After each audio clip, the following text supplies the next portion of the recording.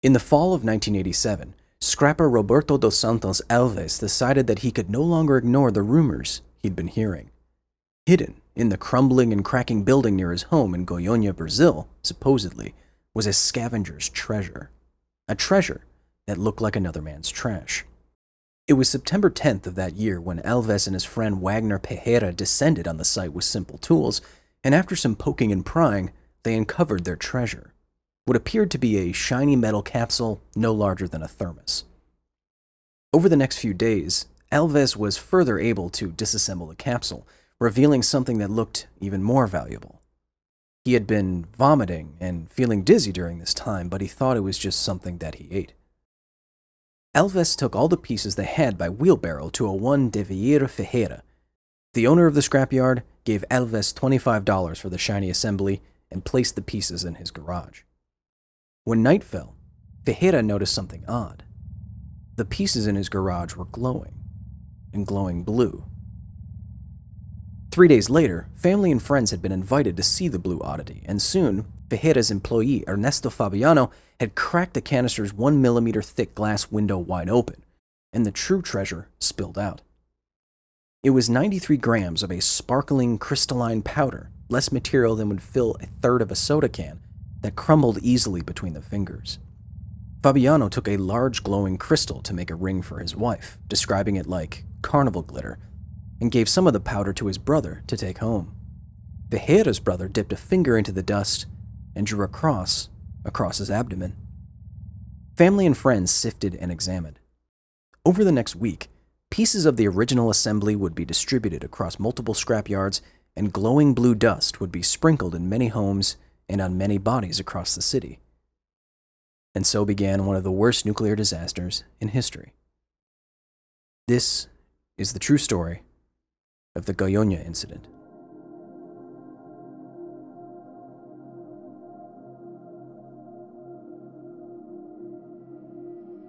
Goiânia is the capital and largest city of the Brazilian state of Goiás.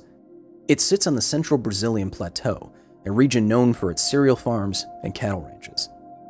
In 1971, a cancer treatment center local to Goiânia bought a radiotherapy machine, a device that focuses beams of energy emanating from highly radioactive source material into tumors. When the practice finally closed 14 years later, it didn't take the machine with it. It was abandoned, as was the building. Most of the clinic was subsequently demolished and left in a derelict state.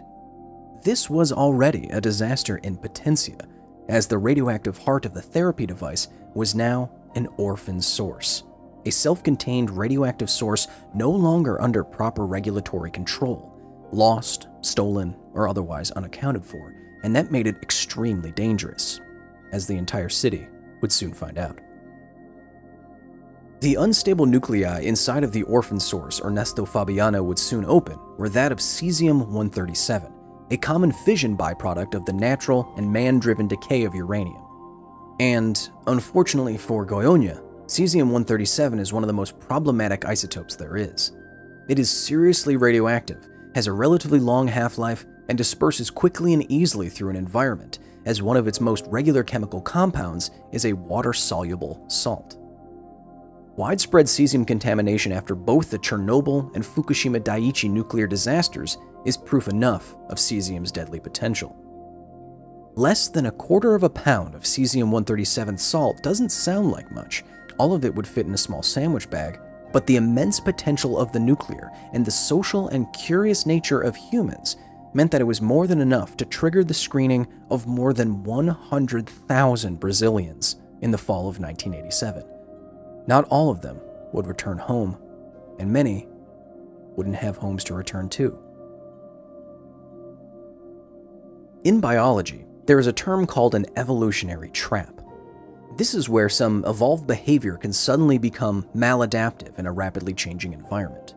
Sea turtles, for example, who evolved over millions of years to hatch and then use the moon to find their way to the sea, can exhaust themselves and die in a modern world where many beaches and coastlines are lined with artificial lights much brighter than the moon and facing in the wrong direction. Australian jewel beetles can take themselves out of the gene pool by mistakenly mating with similarly shaped and colored discarded beer bottles. The human penchant for the shiny and glossy made 93 grams of caesium-137 dangerously attractive in a similar way. It is relevant to note, said a 1988 report by the International Atomic Energy Agency, that the interest aroused by the blue glow that emanated from the radioactive caesium chloride significantly affected the course of the accident. End quote. In other words, if the caesium did not have an almost supernatural glow, more people would have survived. After Ernesto Fabiano opened the Pandora's box the young scrappers had found, the curious powder was passed between no fewer than 22 Ferreira family members.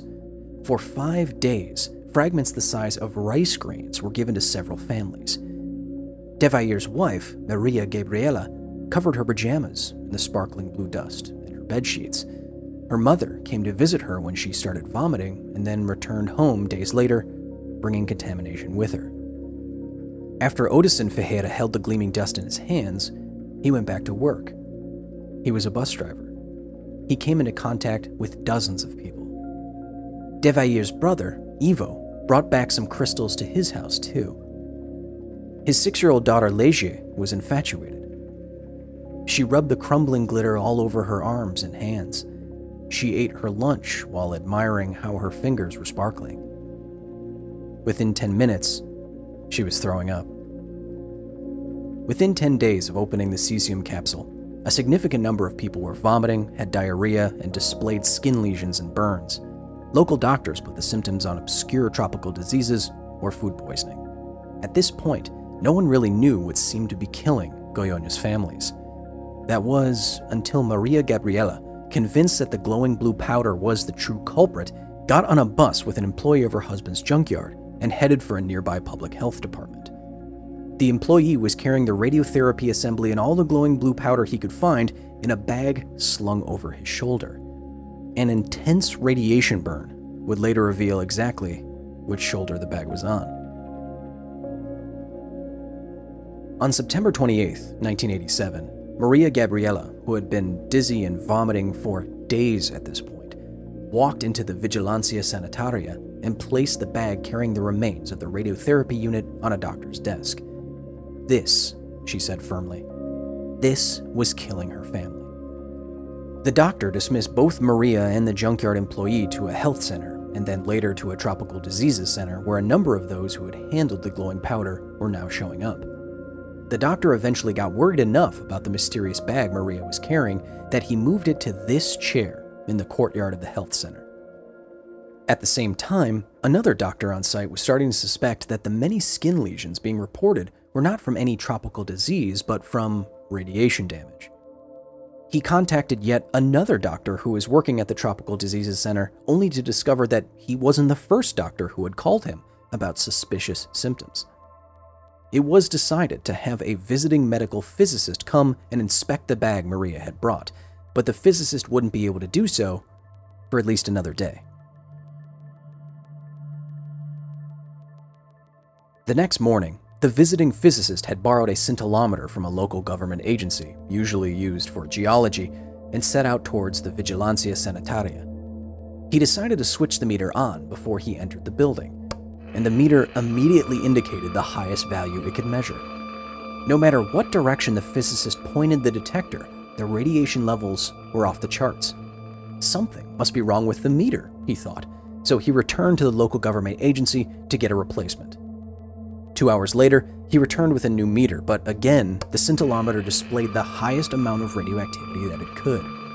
Simultaneously, the doctor who saw Maria Gabriela had called the fire department. The physicist, now convinced that there was a major source of radiation inside the health center, had to persuade the firefighters not to go near the source, and that's because they were planning on picking up the bag and throwing it in the nearest river. The rest of the day was a blur of activity.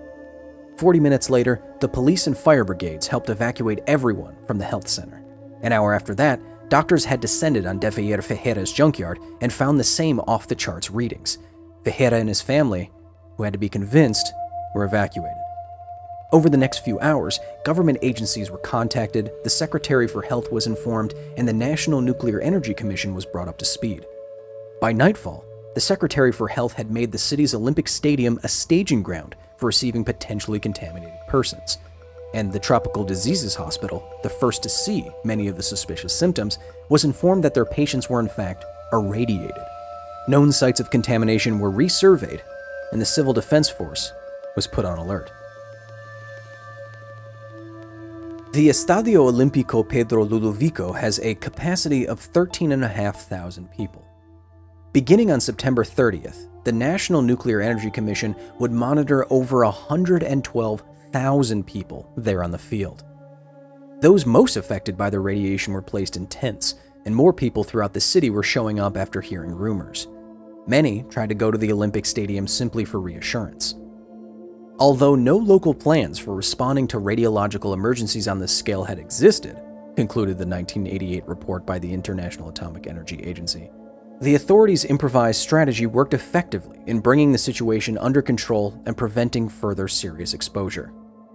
Contaminated persons were directed to take showers and place their clothes in bags. This reduced the ticking of radiation meters by between 50 and 80%, and monitoring equipment was set up to screen the hundreds lining up outside the stadium. Unfortunately, decontamination was only partially successful, as the most affected victims were constantly sweating out the caesium-137 that had accumulated inside of their bodies.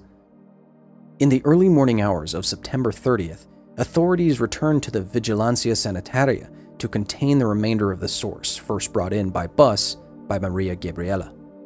A small crane was used to lower a section of sewer pipe over the chair where the bag still sat, and then concrete was pumped in over the wall to seal the chair inside the pipe forever. Radiation rates dropped dramatically. Of the 112,000 people monitored for caesium-137 exposure in Goiânia, 1,000 had received the equivalent of an entire year's worth of normal background radiation in just a few days. 249 people were seriously contaminated either externally or internally through direct contact with the caesium dust, and of those people, 20 displayed acute radiation sickness, needing immediate hospital treatment. These patients were transported to hospitals across Brazil. But at Goiânia General Hospital, the patients were left uncared for 2 days, as no one on site had the training to deal with the irradiated. 19 of the 20 most contaminated had some sort of serious skin injury: swelling, bronzing, blistering, loss of skin entirely. Ernesto Fabiano, who took a rice grain-sized chunk of caesium to make a ring for his wife, ended up putting that piece in his pocket against his thigh. The radiation ate all the way into his largest muscles. The bus driver, Odisson Ferreira, lost most of the skin on his hand where he handled the powder and would end up losing the tips of some fingers. The rupture of a medical device in Goiânia resulted in the worst case of caesium-137 contamination in medical history, a history that includes both Fukushima Daiichi and Chernobyl. And sadly, not all of the tragically curious 20 would survive. The goal of this documentary is not to exploit the trauma or the injuries of the people of Goiânia. Rather, it is to show how the unimaginable potential of nuclear reactions can lead to disaster when not properly respected, managed, and communicated. This could be no clearer than after Legia Ferreira died, the 6-year-old who thought she was playing with fairy dust. After Legia succumbed to acute radiation poisoning, her body was transferred to be buried in a cemetery back in Goiânia. The news of her impending burial caused a riot of nearly 2,000 people. They believed that her body would poison the land. They used stones and bricks to block the car carrying her body. But she was still successfully buried in a special fiberglass coffin, lined with lead. The military also had to hold back protesters during the burial of Israel Baptista dos Santos, one of the scrapyard employees who dismantled the caesium capsule for its lead. Admilson Alves de Souza, aged 18, worked with Dos Santos and also died. Maria Gabriela, aunt of Legia and wife of Devair, died on the same day as her niece, 1 month after exposure. The Goiânia incident would end up costing 4 lives. The contamination of an entire city and an economic catastrophe, all from less material than would fill half of a tennis ball. If there is anything at all good to say about the Goiânia incident, it's that the situation was brought under control by swiftly acting public and private personnel extremely quickly. Within 3 days of discovering that it was the glowing blue powder that was burning through unfortunate families, all sources of exposure were identified and contained. By the following Saturday, the main concerns were patient treatment and the cleanup of contaminated sites. A helicopter was brought in to survey more than 67 square kilometers. Detectors mounted inside of cars checked on and around more than 2,000 kilometers of roads. 85 houses were significantly contaminated. 42 of them were decontaminated with vacuums and pressure washers. The rest, along with several city blocks, were demolished. 3 buses, 14 cars, and 50,000 rolls of toilet paper were also now radioactive. In total, 3,500 cubic meters of waste was sealed away, around 1.5 Olympic swimming pools of cesium-poisoned material. By Christmas, all the main sites of contamination were dealt with, and work continued with the hopes of returning the area to normal for the next 3 months.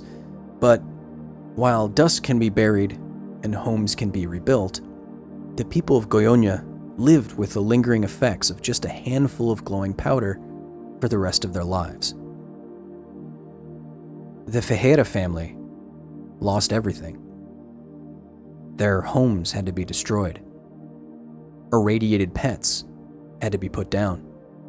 Whole family histories packed into drums of nuclear waste and buried. The junkyard owner, Defayer, pictured here, died 7 years after his wife Maria Gabriela Leger, reportedly due to a plunging depression and years of heavy drinking. Wagner Pereira, one of the 2 original thieves of the Orphan source, would be scarred for life.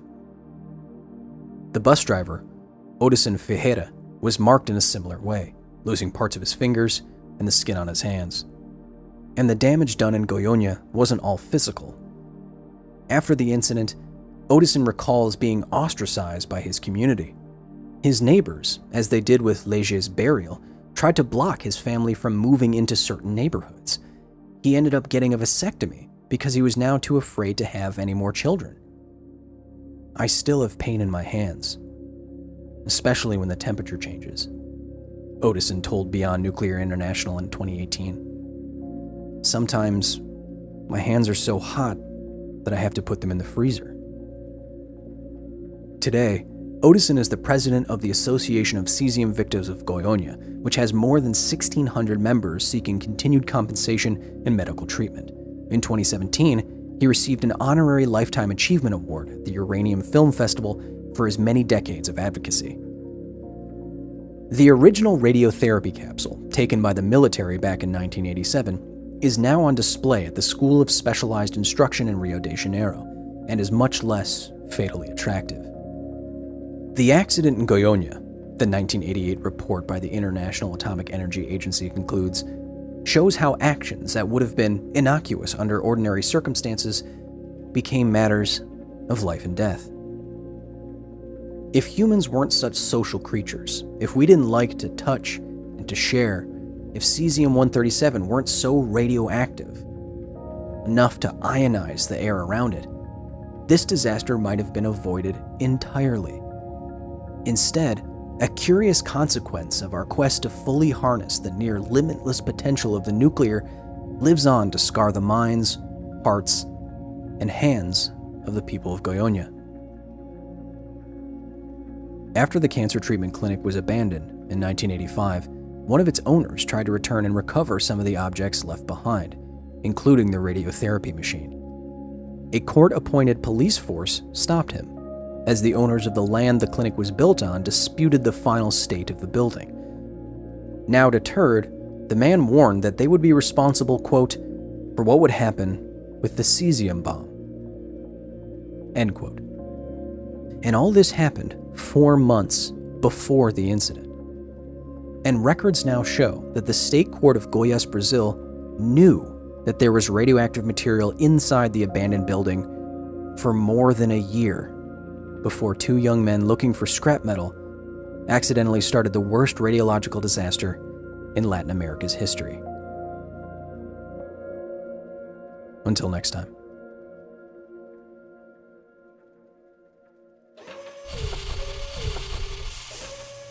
Thank you so much to the very nerdy staff at the facility for their direct and substantial support in the creation of this here video. Today especially, I'd like to recognize Research Assistant Chach and Visiting Scholar Gabe Santos. Yes, I picked his name because I was ready to say, if you want to join the facility, if you want to drape on a silky white lab coat, if you want to see videos like this early, if you want to talk to me on Discord, if you want private, members-only live streams with yours truly, not like that, you can go to patreon.com/Kyle Hill and join the facility today. And hey, if you support us just enough, you get your name on ARIA here in every single video. And there's literally hundreds of you. I've no idea how I'm going to pass the time.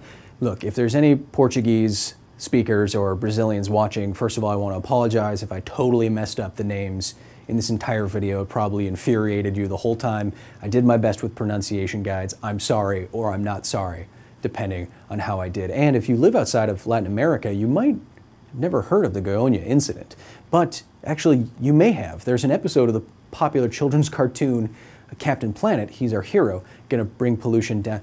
There's an episode called Deadly Glow where two children find a glowing blue piece of scrap, and it's actually caesium-137, and they have to bring pollution down to, we need to bring pollution down to zero. That's why orphan sources are so hard to deal with. He's our hero.